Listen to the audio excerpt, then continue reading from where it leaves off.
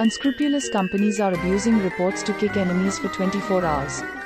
It's common in some multiplayer games, get enough behavior reports in a short time, get automatically banned.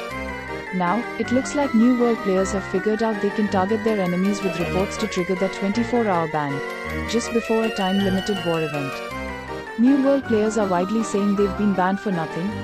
Meanwhile, representatives from Amazon Games have muddied the water with conflicting statements. Posts across the Steam forums, Reddit, and other social media give anecdotes of bans.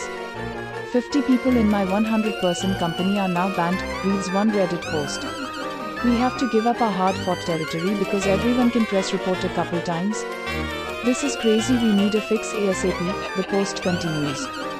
So my company has a war today, and the company we are going to war against reported our top players so they would get a temporary 24-hour ban and not be able to participate in the war, says a post on the New World forums. Posts complaining about automated bans date back to late last week, though some on Reddit earlier this year complain about automatic bans in the New World beta.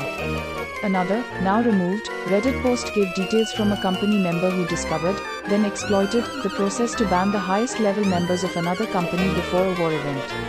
Perhaps most damningly, 2 clips of a streamer for wiki site Fextralife confirm that he was temporarily banned by what seems like mass abuse of the report system. Streamers are frequent targets in games with a mass reporting problem. Moderators and customer service at Amazon are giving mixed messages. Posts by certain moderators seem to indicate that there is a threshold of reports to trigger an automatic 24-hour ban. Other moderators on the New World forums insist that each report is reviewed by a real human. It has caused more than a little confusion in the community, certainly due to mounting evidence that some 24-hour bans are decidedly automated.